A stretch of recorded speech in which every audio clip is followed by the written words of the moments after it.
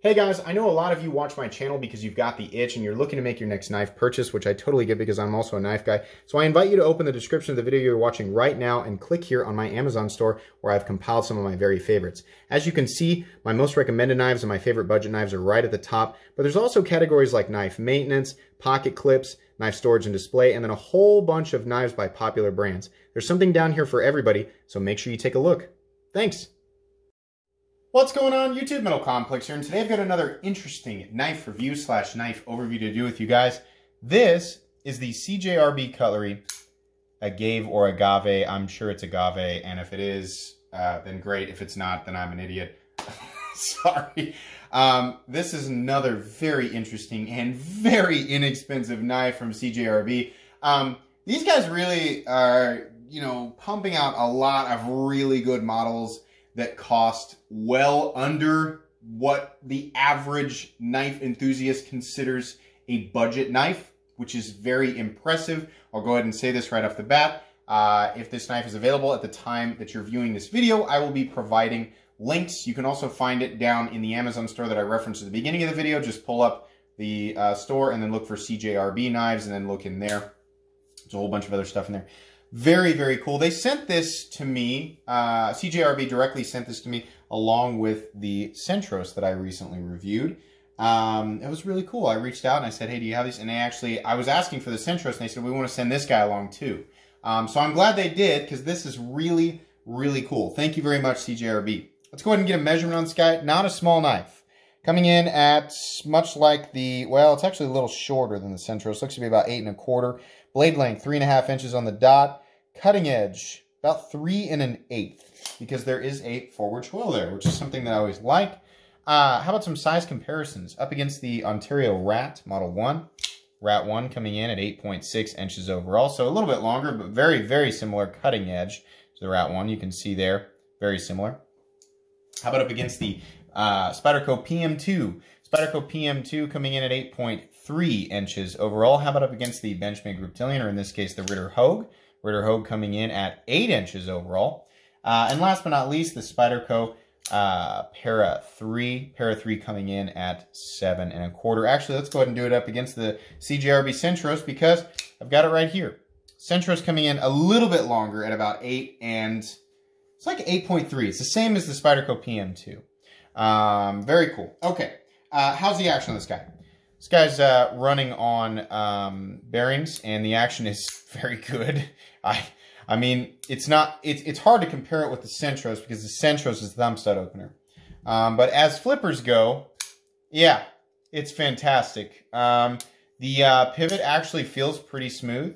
It's not quite what you'd expect from paying more money, but it's very, very good and certainly something that nobody's going to complain about at this price. It's very smooth. The action's very snappy. It has a very dialed-in detent. My favorite part of the action is this right here. Right there. The flipping action itself is fantastic. No complaints. There is not a double clutch, meaning the flipper tab comes down on your thumb right in an area where the detent ball is already up on the face of the blade, so you can do this all day if you want to. I kind of like to do a push button on this guy, but it is absolutely light switchable for those of you who like to do that. Let's go ahead and do a hardware check. Get out my handy dandy WIA bit selector and WIA magnetic driver, 2 items that are very inexpensive and very recommendable. You can find them down in that Amazon store under knife maintenance. Like most other CJRBs that I've handled, I'm going to guess that the body screws are, where is it? T6. We're always upside down. Sorry about that. And that the pivot is probably T8. Yeah, those T6, it's going to be that way all the way around. Let's go ahead and check the pivot just so you guys can see. I love this thing. This is probably the only bit set and bit driver you'll ever see on this channel. Yeah, T8. So it's just the case. I mean, it's like 50% of the knives that I review are like that. I don't like T6, but it's never a deal breaker. I'm letting you guys know so that you're cognizant when if you do take one of these apart, be careful when you're using the T6 bits on the T6 heads because they can strip. Carry profile. Let's go ahead and compare this up against the Spyderco Para 3. It's the exact same thickness. It's not nearly as thick as the Centros because, I mean, the G10 is pretty thick, but this is what's cool. This has got countersunk steel liners. So not only, and by the way, the G10 is contoured. So we have contouring going on in the G10, and we have countersunk steel liners, which allows for the overall thickness to be a little bit less than the Centros and more where we kind of expect the knife to be. And it also reduces weight a little bit because instead of the combination of a solid G10 scale and a solid liner, you have a G10 scale that has been milled to accept a thin liner. So all the way around, it should be a little bit thinner. And that is really cool. It does have a fairly prominent flipper tab. So, you know, everybody knows, you know, what I'm referring to there. You know, if you're somebody who carries only a knife in your knife pocket, it doesn't matter. The whole pocket picker thing doesn't matter. If you carry other things in your knife pocket, yeah, absolutely. 100%. But up against the Spyderco PM2 and Para 3 2 knives that have awkward carry profiles that nobody ever complains about, you can see there, even in terms of like maximum height, which is this area right here, it's still not quite where the Para 3 is. Like my fingers are some sort of like universal measurement. Sorry about that. And same with PM2. It's longer than the Para 3, about the same length as PM2. If you're used to carrying knives like this guy isn't going to bother you. How about weight? Get the scale out here in a moment, but let's go ahead and grab the calipers and take a look at, blade stock thickness. I'm going to guess that it's like the Centros, and it's going to be about 130 thousandths. Yeah, 127 thousandths. So basically, nothing wrong with that. That's kind of like an EDC standard. 120 to 130 thousandths is right there between, you know, the lines of incredibly thin and then excess and emphasizing durability. Right about 125 thousandths is about where the Benchmade Grouptillion, or in this case, the Ritter Hogue is. It's second nature to say it like that now. And that's just kind of, you know, right there. It's right there in the sweet spot for EDC. Let's go ahead and weigh it. People are like, okay, shut up, Complex, let's weigh it. Stop doing that thing where you get off on a tangent and you wave your arms around. 3.88 ounces. Is that the same weight as the Let's weigh the Centros. Okay, there you go. So it shaves off about a quarter of an ounce. Or wait, yeah, about a quarter of an ounce is what it's shaving off. There we go, 3.84. And so that's what's cool. We get a reduction in thickness versus the Centros, and we get contouring, and you still get to keep the strength because the liners are still in there. So that's wonderful. I really, really like that. Okay, I think we went over everything. Let's go ahead and move into the next part, anatomy.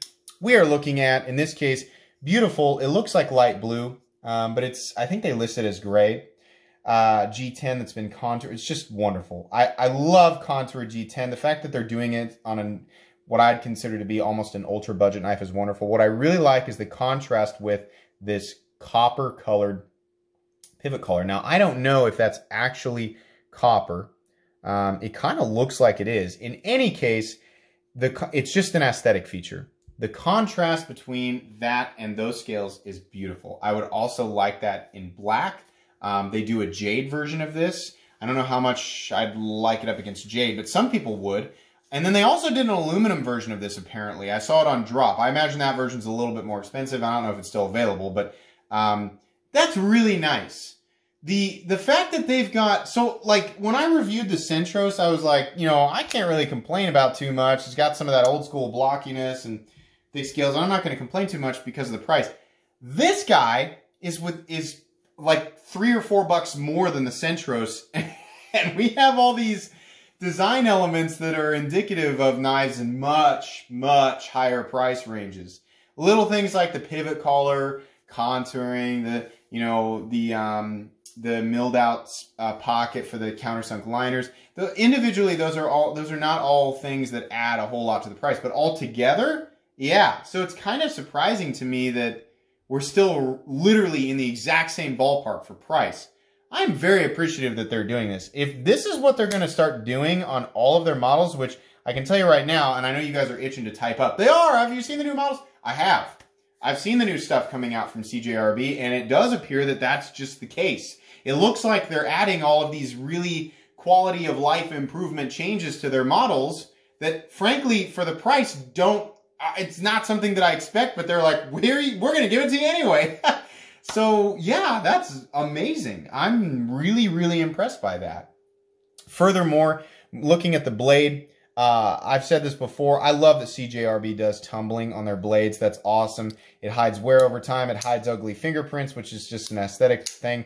And it also helps knock down these corners that are otherwise really sharp on satin finishes. So that's really, really cool. I just like that a lot. You can see there's CJRB on the front. On the back, it says serial number D2 in China. I didn't say this on the Centros, but I will say it here, and I'll mention it because it is also on the Centros. Why does it have to say China on there? I mean, you know, I get that it's like it's not a big deal, right? I just don't want to see it. There are so many brands who make their knives, or they're manufactured in China, you know, and you have a lot of people from all over the world buying these knives, and people kind of universally feel, not everybody, but you'll hear this a lot. People like hate to see made in China on the blade, right? It doesn't do us any good. It doesn't mean the knife's any better by not printing it on there. But other companies are doing it, and I gotta be honest, I tend to favor, number one, if it's a good value knife, I expect it to be made in China. That's fine. But I will lean towards the knife that doesn't have that printed on the blade. That is a personal preference. You do not have to think exactly like me. I'm just throwing my 2 cents out there. I think people kind of like that, and it's kind of a stingy way to be. Speaking for myself, not necessarily for everybody else, that's just how I feel. Not that big of a deal. It's a minor nitpick. This blade is kind of drop pointy, kind of sheep's footy. It's kind of, I mean, it's interesting, right? You still end up with a puncture tip at the end, and it does have a flat that carries out about, I don't know, 65%. It does come down to a nice, reasonably thin edge. This is a very it's another, you know, generically EDC-oriented blade shape. You're going to be able to get into packages, cut through them. You're going to be able to do some slicing tasks. I don't know, because of the flipper tab, you can't really do any of that rock chopping, you know, food prep or anything like that. But maybe a little bit, you know, if you've got the edge of the counter and you're going through like that, kind of. It's going to be good at a lot of different stuff. It's made out of D2, which a lot of you guys know is a great blade steel, especially at this price range. Good edge retention. Not the easiest thing in the world to sharpen, but it's okay. And then it's semi-stainless at about 12% chromium. So unless you live by the ocean, you probably are going to be okay. Really like the blade shape. Very comfortable. No jimping, but I don't know that it really needs it considering you have this dip up here. It is very, very comfortable. I also like that there's a forward choil, though it is a single knuckle choil. Any more than that, and you're kind of running your finger up on the blade, so about right here. I'm not going to complain too much, again, because of the price. Back down to the handle scales here. Oh, by the way, no jimping on the flipper tab, no rough landing zone. It is kind of an abrupt edge. I'm not going to call it sharp, but it is kind of abrupt. So over time, I mean, for those of you who sit around and flip your knives on the couch like me, your finger's gonna get a little sore. It's not that big of a deal. It's not something I'm gonna really emphasize. Pivot color looks great. Pivot looks great. Scales look great. No hot spots anywhere around here. It's all knocked down nicely. There is one of those milled out sections right here to accept the pocket clip. I know how you guys feel about that. I feel like there's more people out there that don't like that, I think, than do. I don't care. I would rather there not be play in my pocket clip than not have to look at it, right? And I understand that I'm a right-handed person. I'm never going to move it, but this helps CJRB cater to people who are left-handed. I can deal with that, what some people consider to be an eyesore, for it to be an option for left-handed people, right? You know, versus them having to manufacture a totally different set of scales, right? And maybe that adds to the overall cost of both knives, right? To compensate, or maybe they have to calculate exactly how many people are buying this that are left-handed, so it changes the manufacturing process. I don't know. All I'm saying is it kind of just makes sense. They take care of any issues with the potential play with the pocket clip by just milling a pocket in there. And then, yeah, you have to look at this little pocket. So what? I just don't care about it. It's not something that bothers me. 2 screws down here. T6, you've got 2 little standoffs. You got a lanyard hole that for whatever reason is being emphasized over the pocket clip. We kind of, I mean, okay, like what is it? 10% of people who buy pocket knives are left-handed. What percentage of people are left-handed? That's a crowd that we should cater to, absolutely. I'm guessing it's less than 3% of the knife enthusiast world that's actually attaching a lanyard to their knives. Maybe I'm wrong.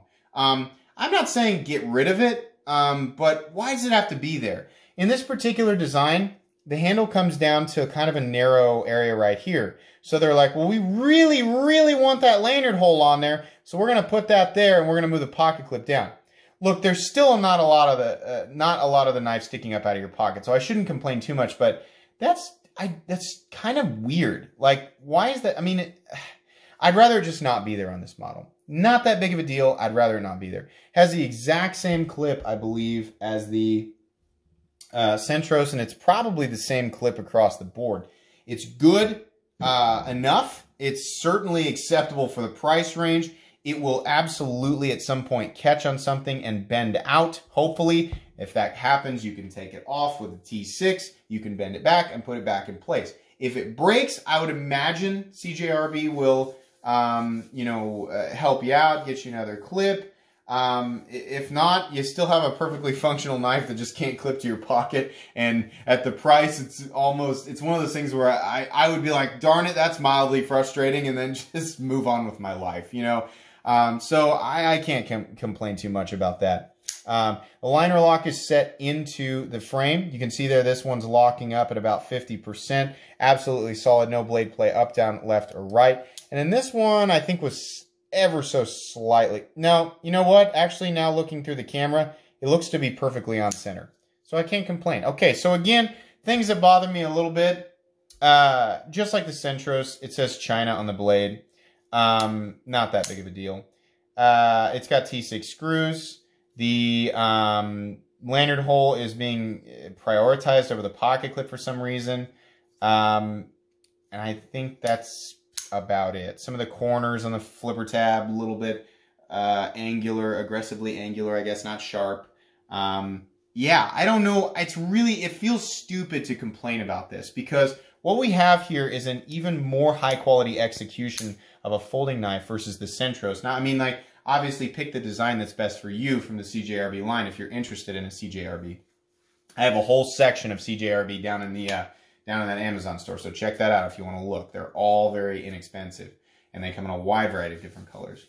But what we have here is a better execution of the scales, a better execution of the liners, a better weight, all the way around. Carry profile is going to be, similar. I think, did we talk about carry profile? Yeah, I'm pretty sure we did. And then we've got a couple of little minor things that are basically trivial at the price range. I want to say that these come in just shy of 40 bucks. It's like 30. I mean, it's going to fluctuate. Depends on when you're watching this. I mean, obviously, go check the price. The price that I'm getting is pulled from Blade HQ, right? That I kind of use as a standard. Prices fluctuate. Sometimes they're higher, sometimes they're lower than that. But this knife is so ridiculously inexpensive. It's right along the same lines of CJRB. And I hope that this is an example of, like, I hope they're going to apply this to every model that they come out with. The contouring, the countersunk liners, right? That is a huge, huge win in my book. And I want this pocket milled out here because I don't want to have to crank down on those T6 screws to get the pocket clip to not wiggle around. I would much rather have a pocket there and make sure that pocket clip doesn't move than have to screw around with those T6 screws. So I'm good with that. This is an amazing knife. It's incredible. I'm very happy with it, and I can absolutely recommend it. Once again, going on the Cheap Knives I Like playlist, and also most recommended knives. Like I said, if I've got a link available for this, it will be down in my Amazon store under CJRB Knives. If not, expect there to be one very soon. Wherever you can get your hands on this knife, it is absolutely recommendable and comes in a wide variety of different colors like other CJRB models.